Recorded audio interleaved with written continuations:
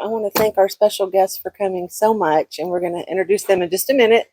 But first, Sherry, thank you so much for the goodies that you brought. Please, everybody, dig in, because everybody has said they don't like taking things home. But we have Nina, who's going to do our invocation and our pledge. So I wanted to share something from this book, which I love very much. It's called Every Moment Holy. And it says it's a liturgy for first responders. And I thought about Julian coming today and how much really they are first responders. And this just seems so appropriate. And I'll try not to cry while I read it. O God, who shrank not from danger, but willingly entered the chaos of our world, walk with me now as I enter the hard moments of others. As I rush into flickering vignettes of fear and loss, may I carry into them your peace, your comfort, your presence. Do not let my adrenaline overmaster my empathy. May those whose lives are overturned by emergency find in their interactions with me their distresses calmed, their burdens lightened. As I assess and act, let my heart be always guided by mercy, my mind by right judgment, and my hands by your wisdom. That by all means, my presence in another person's moment of pain or confusion might mark the beginning of your movement to redeem the disruption of their lives.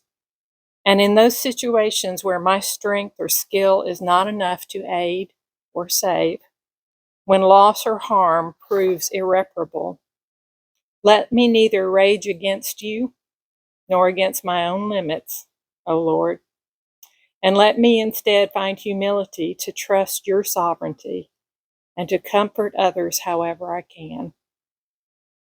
I would be a bearer of your peace, but let me also learn to rest my own heart in it, that at the end of each shift, I might return home not shaken and distracted, but able to be fully present for those who need me, not just in the discord of one dire moment, but daily through the slow and necessary lifelong work of deep fellowship and nurturing and love. Amen. And if you would not mind standing for the pledge. I pledge allegiance to the flag of the United States of America and to the republic for which it stands, one nation, under God, indivisible, with liberty and justice for all. This is something that we do for every meeting. It's called our power pose. So you want to stand feet shoulder width apart. You take your hands, fists, put them on your hips, and this is like you're a super person with the cape in the wind. So you want your head up, and you stand like this for 2 minutes. It increases your testosterone 20%. It decreases cortisol stress 25%, and your risk tolerance is up 33%. So this can be used at any time. So we always have fun songs. So Sherry, what song did you pick for us? Well, I hope that it's Celebrate Good Times. And you want to really open up your chest. I mean, just think about the cape flapping in the wind. I guess we could do like one arm out.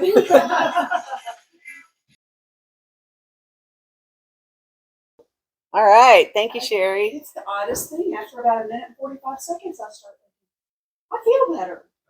Good. So Julian Jude is our first speaker today. And Julian, thank you so much for being here. I'm just thrilled that you made time to be here. Thank you. Julian is the new executive director of Harris Home for Children. And of course, that's our President's Project and Club Project. He's a native of Huntsville, Alabama. He graduated from Butler High School before completing both his undergraduate and graduate degrees in social work at Alabama A&M University. From 2001 to 2004, Julian proudly served in the United States Army, an experience that strengthened his commitment to discipline, service, and leadership, principles that continue to guide his work today. For the past 20 years, Julian has dedicated his career to the social services field, working extensively with high-risk youth and vulnerable families. His professional experience includes serving as a juvenile supervisor at the Neves Davis Center. Is that how you say it? Okay. For children, and working with the Alabama Department of Human Resources as both a child abuse and neglect investigator and a supervisor within the child abuse and neglect unit. Julian also brings valuable behavioral health experience, having served as a counselor, supervisor, and program director with Behavioral Health Group, a methadone clinic supporting individuals struggling with opioid addiction. Driven by a lifelong commitment to service, Julian has always had a heart for helping others. His greatest desire is to empower individuals to discover self-worth, embrace personal growth, and reach their fullest potential. So, Julian, thank you again for being here, and the floor is yours. Hello, everyone. It is an honor and a privilege to be here to speak with you all. Just a little bit about myself. I know I had my introduction, but I just really fell in love with high risk teens, specifically at the Neves Davis Center. I spent countless hours talking to those children, forming relationships, and giving them guidance and trying to counsel. And I just fell in love with that group. And I felt like I could make a difference, and I wanted to make a difference with that group. And then just kind of matriculating on into DHR, that was a an experience in itself as well. Because what DHR did was it kind of pulled the blinders off. Because I saw the kids at the D home, and they were in our environment, but when I went into investigation, I saw their environments.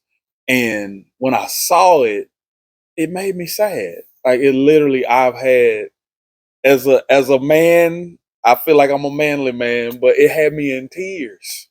A lot of times in some of these situations that these children are coming from, the way that they're raised, the way that they've been treated by their parents, like, it blew me away. Some of the stories, and it's like, wow, how could you do your child like that? And so that has brought me to Harris Home for Children. And the fact that I'm here at Harris Home for Children is a dream, literally a dream for me. In 2015, when I was working at at DHR, I just saw the need for teens to find placement, because in foster care, a lot of people that get involved with wanting to adopt and foster kids, they really want young kids. A lot of time, and that's what I saw. That was kind of like the thing. Like, they be like, "Hey, give us a newborn," or like 2 to 3 years old. That's about the age cap. And so when you get teenagers, it's like, where do we put them? And that hurt my heart, because it's like, man, you got these kids that have no choice, to be here. Like, they didn't do anything wrong, outside of being a teenager. And they don't have anybody that wants them. They're rejected. And so I was reading the Bible. I'm also a minister. I was reading the Bible one day, and I was reading in the book of Judges, chapter 11. And in Judges chapter 11, the Bible speaks about a character, and I hate to call him a character because I feel like he was a real person, about this guy named Jephthah. Jephthah, the Bible says in Judges chapter 1, he was born to his father's mistress. And so when the father passed away, the siblings that were his fathers through marriage rejected Jephthah.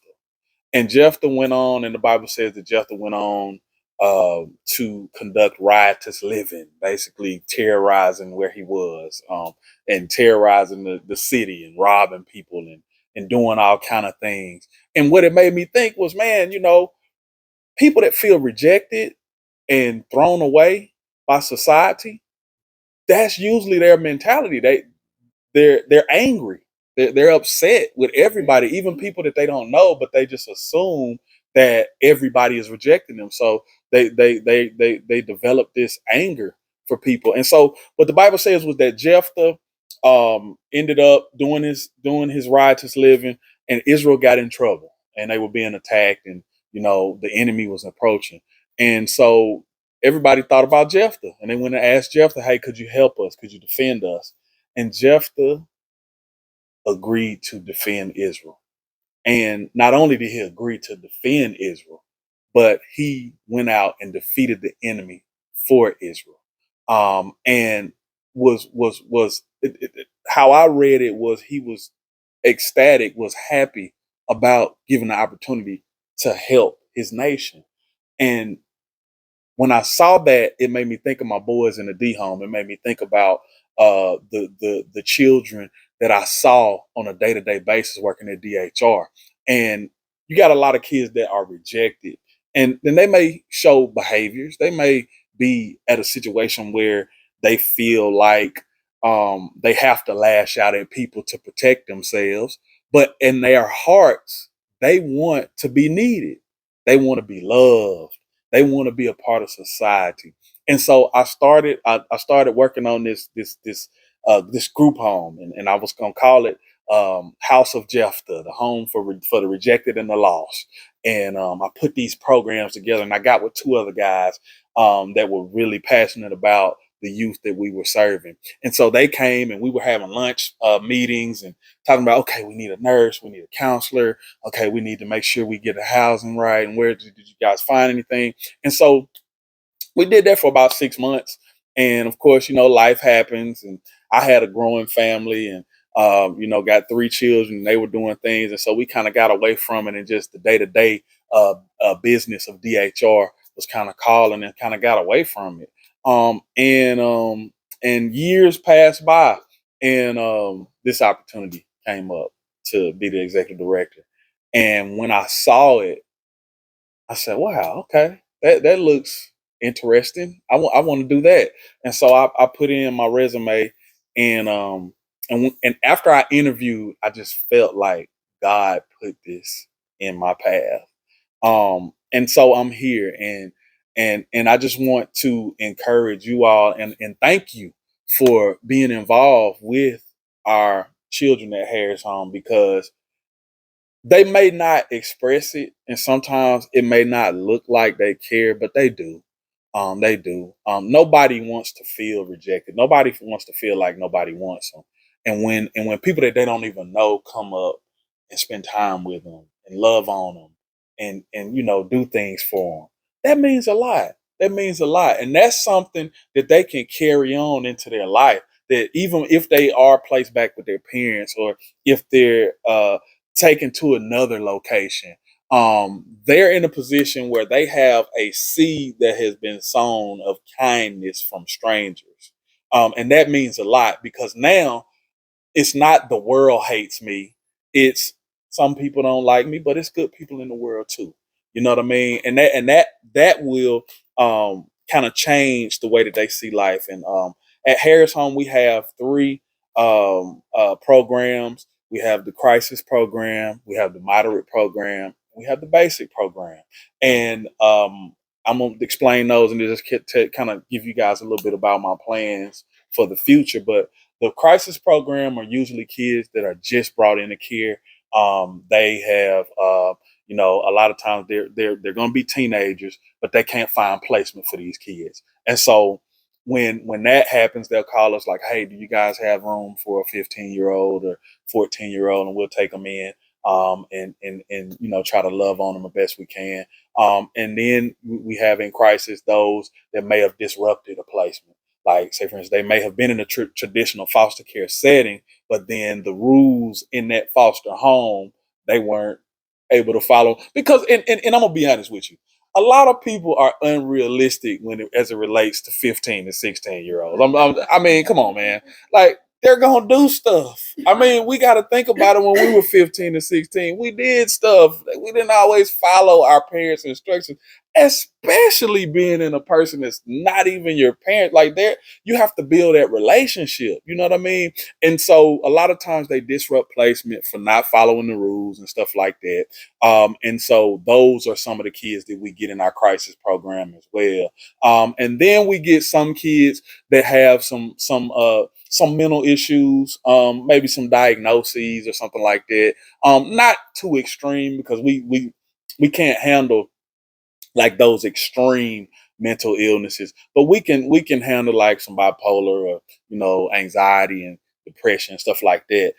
And so we may get those kids as well. But we do have a great relationship with Wellstone and their crisis counseling unit, and so we get them up there weekly.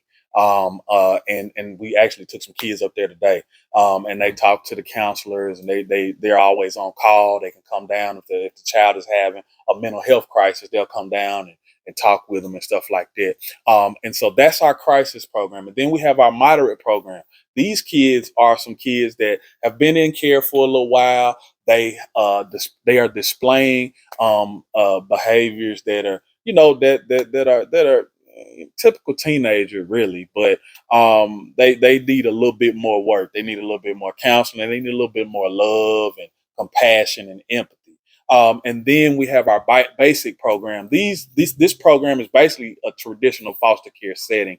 And what it is they are basically your typical teenagers. Going to school, playing sports, getting a job, preparing for college. All of our kids are doing that, by the way. Because I'm not gonna, just because you're in a crisis program, I'm not gonna have the bar low for you. I'm setting the bar high for everybody, because I see greatness in everybody. We all have God in us, and so I see God in everybody, and I'm just trying to lift that out of them so that they can see that their life matters. Because I look at it like, man, look, we, like with Jephthah, this may be the next potential police chief, or the next this child may save a life one day. They may ride by and see somebody in a bad situation and go and get them out of that situation. Quick story. And I don't want to hold you guys too long and bore you or whatnot, but quick story. Miss Misty Anderson experienced a tremendous tragedy. I don't know if you all heard of her, but her family, Mark and Ellie and Lainey, and Misty, they all would have come to Paris Home and volunteered for years. They've done events, they've done Christmas, Thanksgiving, graduations, retirement parties, everything, anything that we would need, they would call Misty. And so Misty, her husband, both of her daughters, and the family dog died in a plane crash about a month ago. And that was, when I first heard it, I cried, because I'm like, oh my God, like, how could that happen? Not only to, how could that happen to anybody, first of all, but somebody that was as giving as she and her family are.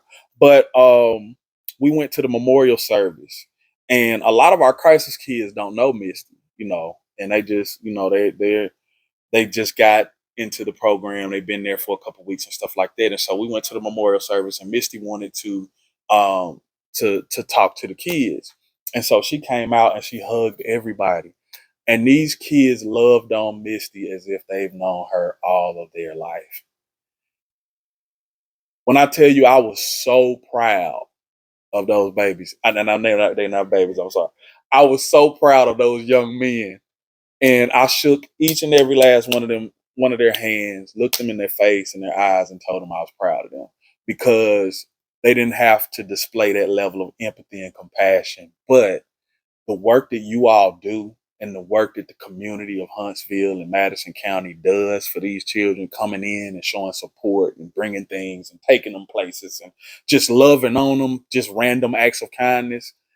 I think that they felt like they needed to show that same compassion and empathy. And so Harris Home for Children, we are here. I'm here. I'm planning on being here for a while. My next step is to work on a house or a program for pregnant or teen moms. Because this, I'm sorry, I can go on and on. I'm gonna sit down. Just tell me when I need to sit down if I'm going too long. But yes, ma'am. Yes, ma'am. So I had a pregnant. Uh, I had a teen mom. She wasn't pregnant. She was a teen mom when I was doing investigations because I did sex cases as well, sex abuse and physical abuse. And so we went to the hospital, and actually the lady that went out, she was a sex abuse worker as well, but she's an assistant director at DHR Madison County now. But we went out, me and Lori, and so we went to the hotel room. We saw the little girl, we saw her daughter, and we went out there, and I'll tell you that because the mom was prostituting her daughter. And that's it. I mean, you hear stuff that blows your mind at DHR. And so we end up putting the little girl in care and her daughter, and we couldn't find anywhere to place them. And I was like, and they were like, we're gonna have to separate them. I'm like, what? Like, this is her daughter. Like, she should be with her daughter. And so with that being said, I am gonna do a program for teen moms, and we're gonna offer them parenting classes. We're gonna get them career training, just teach them how to be women and young ladies, and just set them up for their future. And so that's one of my plans. I got so many. If I talked about them all right now, I'll be here for a while, so I'm not gonna do that. But thank you all once again for your support. Thank y'all for listening to me. And anytime y'all want to come down to Harris Home, feel free to pop up, stop by, whatever you may have planned. The boys definitely appreciate it, and we definitely do. Thank you. Reading. Look, we need some tutors. If you got time to tutor some kids, you can. Underwear, non-perishables, like paper towels and toilet paper and stuff like that. I mean, those are some things that people really don't think about. But I mean, we got 24 boys, so they're gonna run through it pretty quick. And that support as far as coming and reading with them and stuff like that. But I know that right now, if you do have know some people that didn't mind or had the time, that tutoring point is very, very critical. We had a young man that he just left about 2 weeks ago, and he was having issues in school. And at first, it was like, why don't you do anything in school? Because he was skipping class. He was skipping a particular class. And when we sat down and talked to him, he was like, I'm not good at that. So I don't know what I'm doing. And when the teacher's talking, I don't want to be embarrassed if they ask me a question I don't know. And so that's why I skipped the class. And so, anything as far as, read to them, education, spending time with them, that will help us out tremendously. As far as tutors go, is there qualifications you need to come and be a tutor? Just to know, the material pretty much. I mean, because I know I heard we had some a teacher, a professor, or education person in here or something. But anything helps. If you had a time, you know what I mean. If you have I would say a college degree. Because of the level of work that they're doing now. I mean, I have a master's degree, and some of that stuff I'm like, man, I don't know. They're like, yeah, I'm like, man, I got out of school 20 years ago, so I don't know. It's different. So, yeah. So, a college degree would definitely be something that we would look for. And could it help with seminars like that? Would that be helpful? Absolutely. Anything like that. Anything that you can think of that would assist them just to be successful as an adult. Financial, cooking classes. Even I know that this is a lost art form, but I sew. I sew buttons. I hem my pants myself, and I do all of that type of stuff. I learned that from my dad. A lot of people like your dad. Like, yeah, my dad does all of that. So I learned that from him. Anything.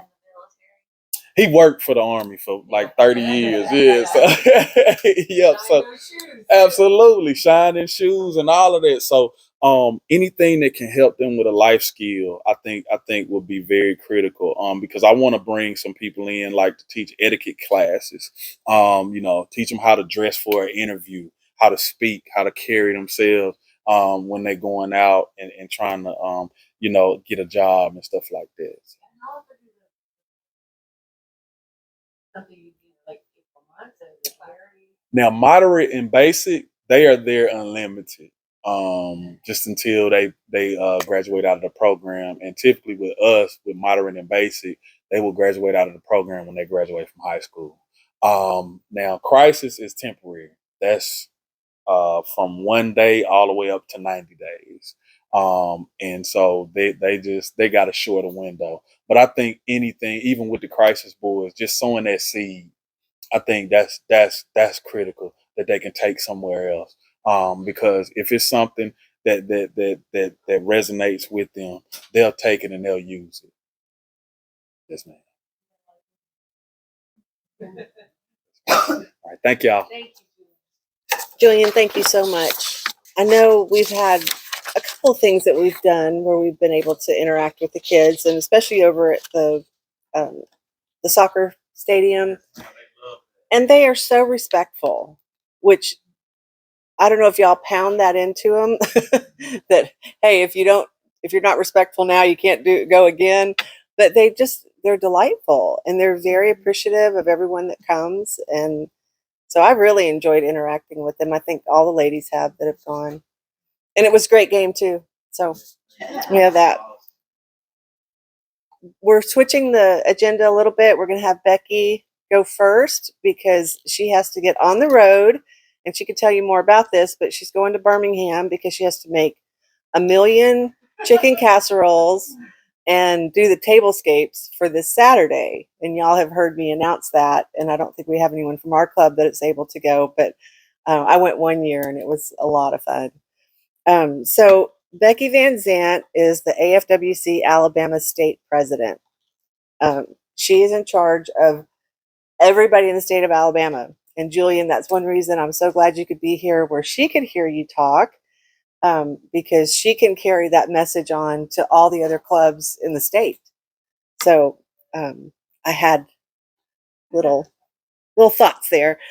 She's been a federated club woman for over 30 years and is a charter member of GFWC Legacy and GFWC Alabama Leads graduates. And tell me again, LEAD stands for Leadership, Education, and Development Seminar. We're going to get to that too. She's been a local club president, a district director, Alabama first vice president, second vice president, treasurer, and secretary. She served as the Alabama PTA state president, president of South Huntsville Friends of the Library, and is currently serving on the Wellstone Behavioral Health Board, and she is a previous president. Becky and Dawn have been married for 39 years. They reside in Huntsville.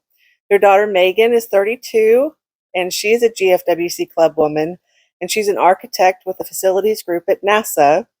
Their son Daniel is 23 and graduated from MTSU with a degree in videography and is residing in the Nashville area. Becky is also the assistant for Madison County Commissioner Phil Riddick.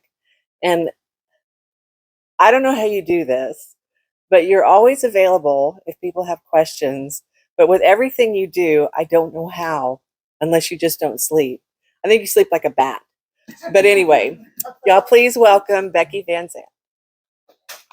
Thank you for having me here today. And Julian, I'll tell you, our paths maybe have not crossed personally, but we cross and intersect in a lot of different ways with Wellstone and Manna House. Those are all areas that I support and think of as just partners in the city. So Tracy asked me to sort of reflect on my journey as a club woman. So I'm just going to sort of give you why I became a club woman and what that means to me. So as I reflect on what that membership has meant and continues to mean to me, I'm amazed by the tremendous impact that it's had on my life and surprised by how it changes and grows over the years. After 32 years, it's changed and grown a lot.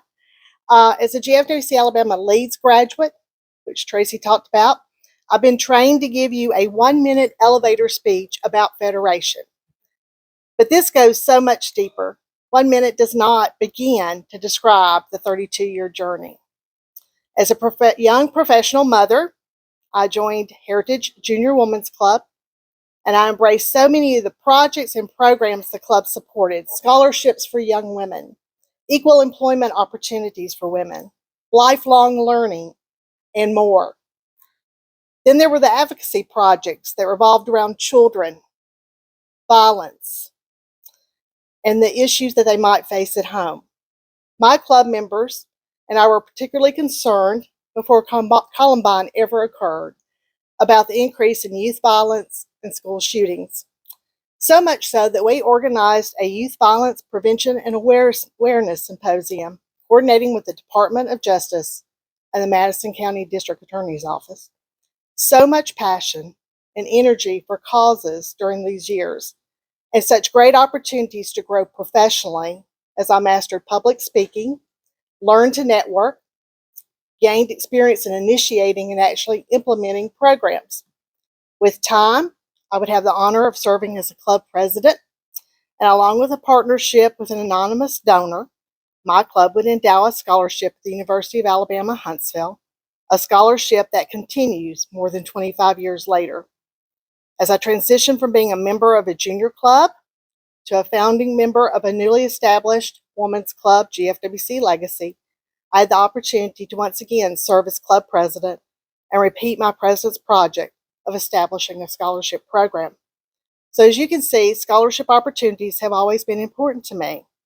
My mother encouraged my siblings, particularly my sister and I, to secure the education that she had been unable to pursue. She wanted us to be strong, independent people who were able to provide for ourselves and our future families, regardless of life's circumstances. While she got to proudly watch my sister graduate from Belmont College with an accounting degree, she would pass away from cancer during my senior year in high school. My sister and I were both blessed with scholarship opportunities that allowed us to secure our degrees, and I've always wanted to establish a scholarship in honor of my mother. Even though neither of the two scholarships I've helped establish are named after her, in my heart, my efforts in their establishment have been a tribute to her. My parents faced challenges that impacted our entire family. My father was often absent and distant, and it took me literally decades to come to appreciate the dynamics of how service in the U.S. Army as an enlisted infantryman during World War II had shaped him, and how it went on to impact not only his life, but the life of his children. My parents met shortly before my father was drafted into service, and was often the story during that period in history. And his deployment to Europe, to the European front as an infantryman, they were married. As an adult, my aunt shared with me that my father returned from that time a very different person.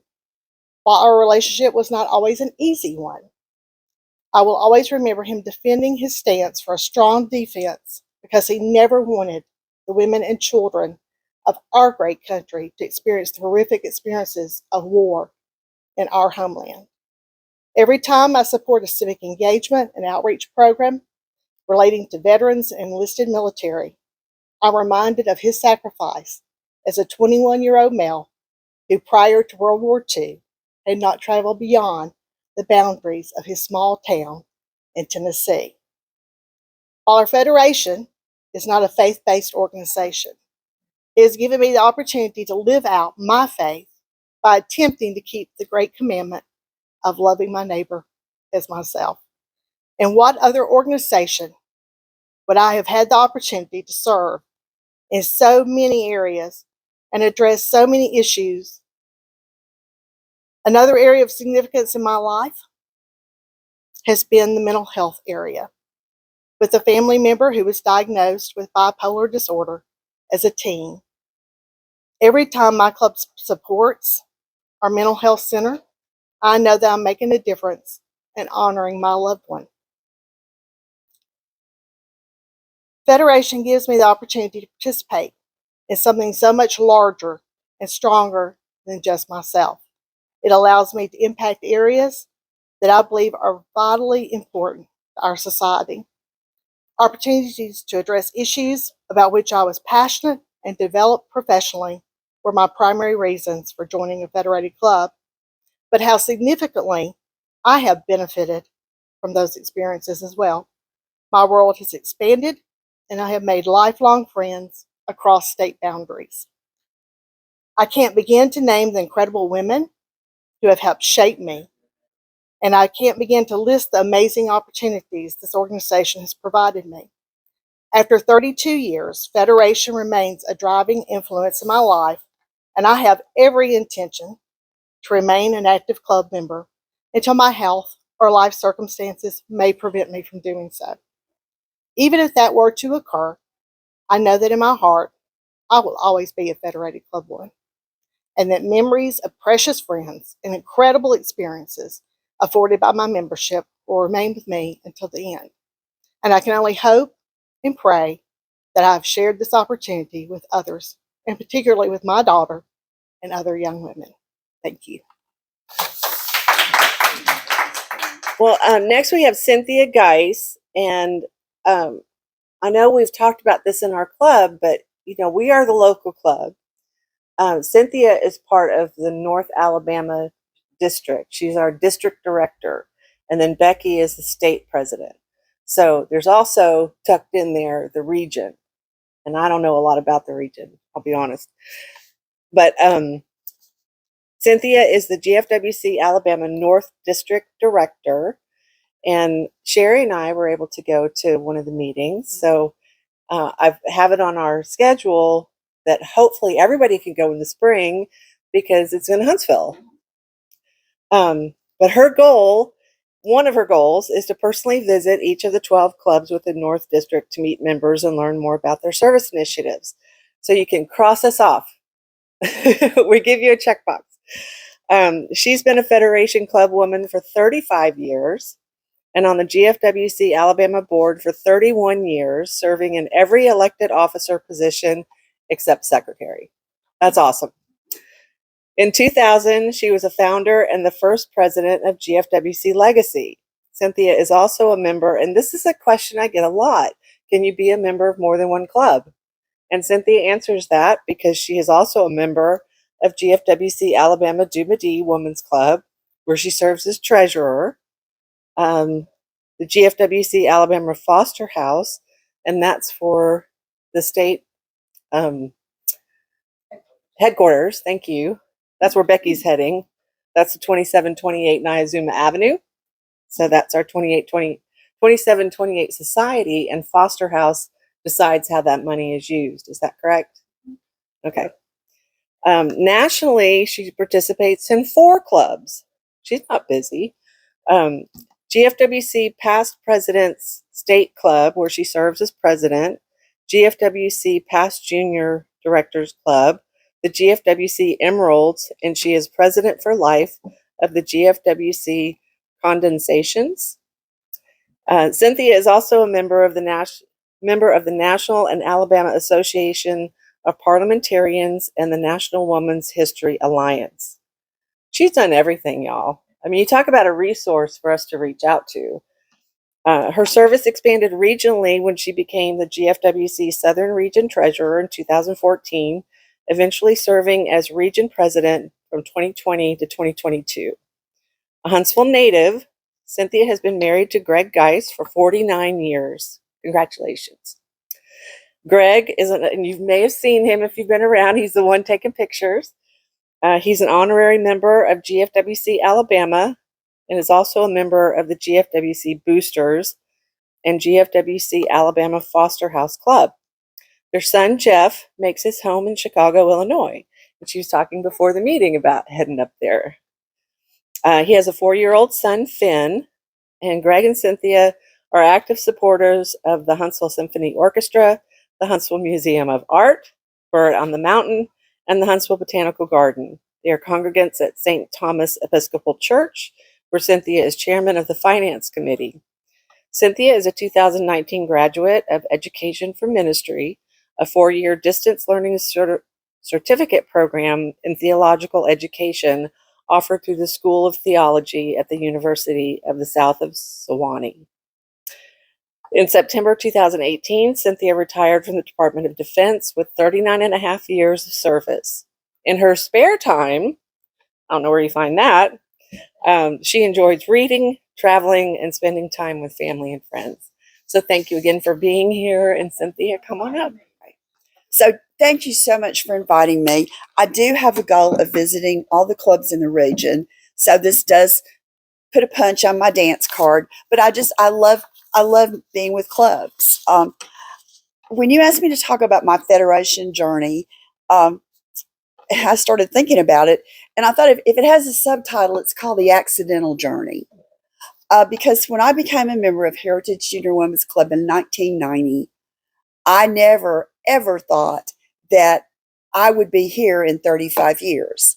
I just wanted to be in the club. You know, we always hear people don't join clubs because nobody asked them. Well, that wasn't exactly, well, I guess it was true in my case. I had to ask for somebody to invite me to this club meeting. And I'm going to be really honest, and I know you're recording this, and it's okay, kind of a well-kept secret. I really joined for social reasons. I'd read about them in the newspaper, and they looked like they had a lot of fun. And I just thought it would be nice. I'd never been in a sorority, never been in really a group of women. I thought, well, this would be really good. I work with men most of the time. So I was involved in my church, but I still thought this would be a nice thing to do. So I joined. I got myself an invitation, finally found somebody I knew who was a member. It was my cousin's wife, found out. I was thrilled.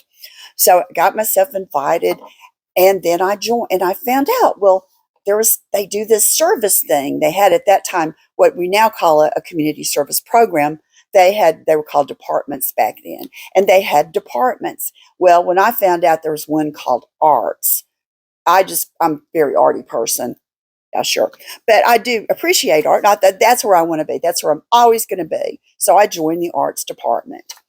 And then the next year, they didn't have a person to be the chairman of something at that time called public relations. Now we would call it civic engagement and outreach. So they asked me, and I didn't want to disappoint them. So I said yes. And I say that because I'd been told I'd gotten in by just the scuff of my neck there, that really I didn't meet the membership requirements, but they were going to take me anyway.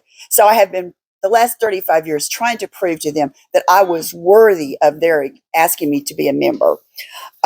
So I took this position, and I just, at that time, like I said, it's now what we would call civic engagement. It looked at crime. It looked at patriotism. It looked at, it was a great department.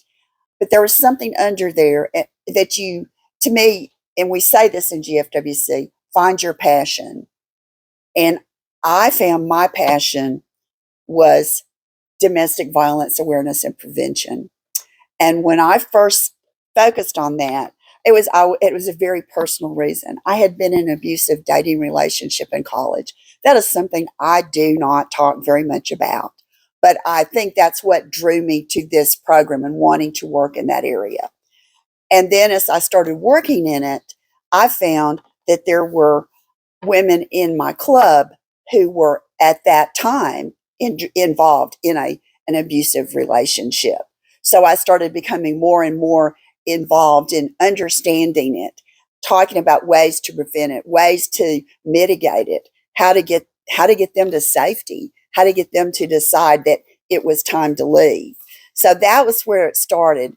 Then I always went to district meetings, even at the earliest days. Once again, the club president said, "Who would like to go?" And I raised my hand. So I spent a Saturday at a district meeting, and I kept going back. And the next thing I knew, I was the junior voting delegate, and that put me on the state board. And then I was the special projects chairman, and got invited to go to a big workshop in Washington, D.C., and met all these really nice people. And so then the next thing I knew, I was director-elect of junior clubs. And then in 1998 to 2000, I was the director of junior clubs for GFWC Alabama. I served with this really remarkable woman whose name was Sue Ellen Brazil. She was the state president. And that really began our friendship and our relationship. Becky was able to go to leads. They didn't have leads when I first started, but I've always said I didn't need leads because I had Sue Ellen. And that was truly a course in leadership. She has been my mentor and my dear friend for all these years. And Sue Ellen, and I've said this so many times, because my club women believed in me, I learned to believe in myself. And that was so, it's helped me in my work. At the time that I joined a club, I had just gotten my dream job. And I learned, so I always said the men that I worked with, they got their leadership training in the Army. I got my leadership training in GFWC. And the things I learned, and Sue Ellen believed in me, and she would give me an assignment. She would call me up and she'd say, "We're having a leadership workshop, and I want you to do a presentation on time management." And I'm like, I don't know anything about time management. But, I would research and I would learn, and I became, quite proficient in it. I may not always practice it, but, I know what it's all about. So that was my first thing. After that, I was able to serve on the GFWC Board of Directors from 2000 to 2002.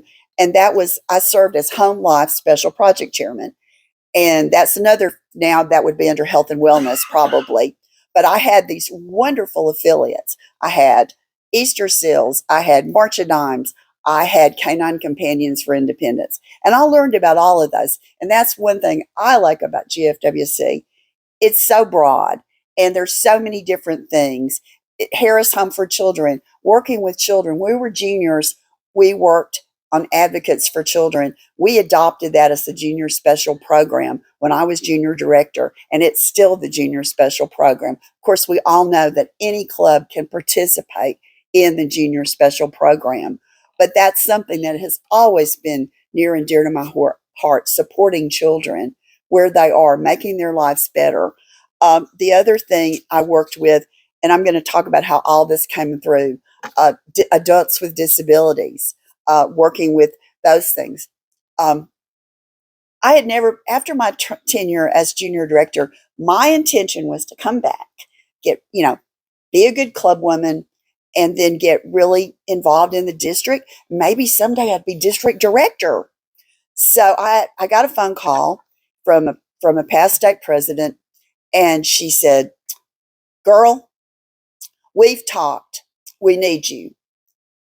You're going to run for treasurer." And, I'm like, "Okay, yes, ma'am." I talked to Greg. I said, Greg's super. Sure, go ahead. So I ran for treasurer and started, I continued on the AFWC executive committee. And that started my climb up in this. One of the things along the way, the president from 2000 to 2002 was Sue Shaw. Sue Shaw's president was Alzheimer's awareness. Now think about this. In 2000, we didn't talk a lot about Alzheimer's. We didn't really know a lot about it. But to support Sue, I started going to Alzheimer's workshops, the ones that they would have here in Madison County by the Alzheimer's Association. I didn't know that, I remember the first thing they said, "Look to your right, look to your left. 1 in 3 will develop Alzheimer's." I'm looking around and said, well, not my family, or have a family member with Alzheimer's. In 2001, my father was diagnosed with Alzheimer's. And in those years, when I was his caregiver, when I would sit down and talk to a social worker, a nurse, a healthcare professional, they would always say, "Are you a healthcare professional?" "Nah, I work for the government." "Well, you know so much about it. You're so, because of just the serendipity of going to those meetings, because GFWC introducing me to something that became vitally important to my life." The same thing with March of Dimes and Easter Seals. When my grandson was born in 2021, he wasn't breathing. And he spent 4 days in the NICU at Cedars-Sinai in California. And at that point, we didn't know what the outcome was going to be. But I knew so much about from working with March of Dimes. So many things in that NICU were March of Dimes research and renovations that benefited my grandson. And then later on, I was able to talk to my son. We talk about the networking of GFWC. You know, I know a guy. Well, it's like, you know, I'm talking to my son. It's like, look, you know, I have a really good friend, Deb Cernowski, that actually she's now the past president of GFWC, who worked for Easter Seals for 15 years. You know, if you need information, if you need help, if you need resources, you know, I'll call Deb. And you know, the thing about GFWC is I know these people that when you call them, they're there. They answer their phone. They help you find resources. When my son went to college in California, I went and at convention went to the California delegation and said, "Who lives near Los Angeles?" And a lady there looked at me and the lady raised her hand. I said, "My son's going to school at USC. I need somebody that's close enough that if I need help, they can be there." She said, "I'm here." That's the kind of friendship I've made. Truly have friends all over the world through my GFWC journey. And I've also always said this: GFWC never gives you anything to do that they don't give you the tools to do it. I was elections chairman of GFWC from 2018 to 2020.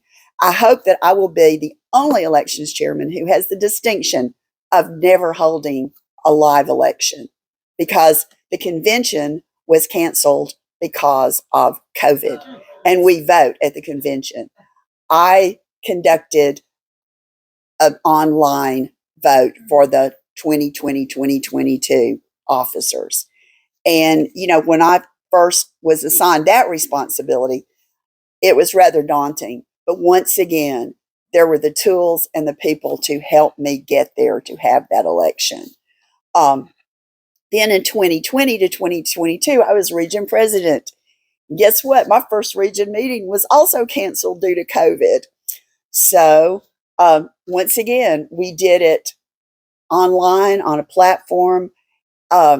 We had almost 200 people attend via a virtual platform.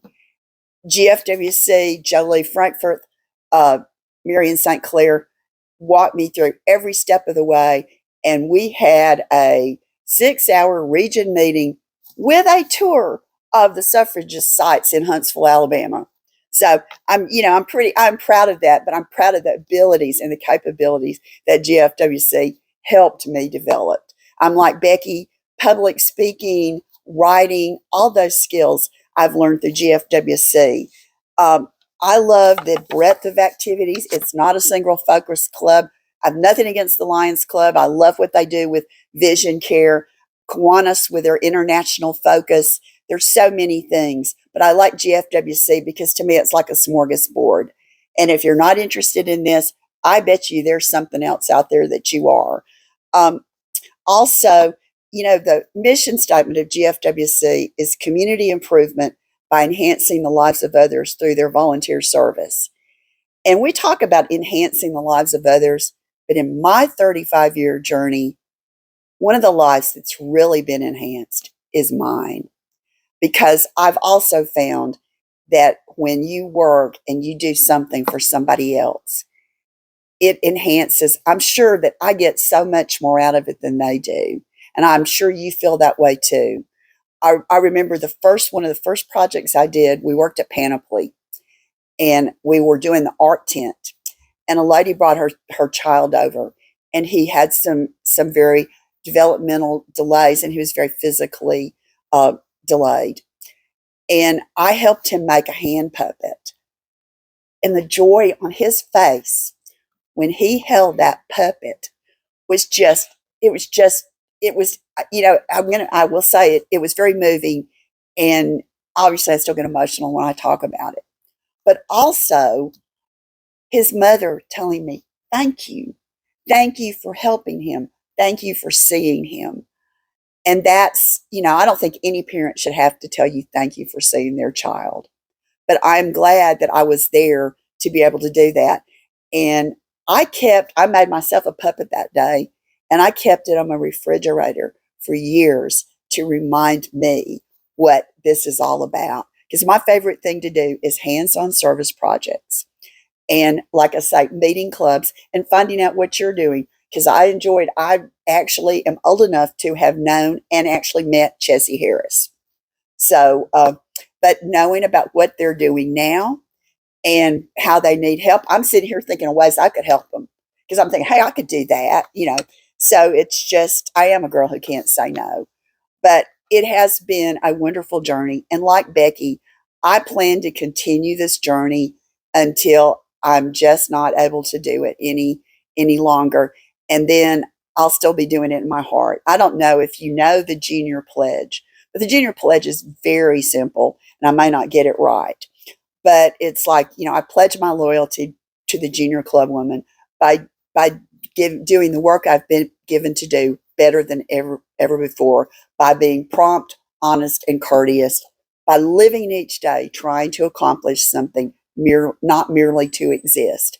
And that last phrase, I have certainly taken it to heart. And I tell myself every morning, because I could be a real slug, as I have lost now that I don't have that pesky day job, that today I want to accomplish something, not merely to exist. So I thank you, and I'm proud of your club. I'm glad you're in North District, and I hope that you will come to the meeting on the 28th. It's going to be, I know it'll be a great meeting, and it will be in Huntsville, so we won't have to travel too far. So thank you so much, and thank you for inviting me and braving this weather, because it's kind of weird out there. So I just really thought having Becky and Cynthia here was a true shot in the arm. I know they run so many things. And so I've known them to speak to keep things on track. But having the opportunity for you to speak from your heart is just wonderful. So thank you so much.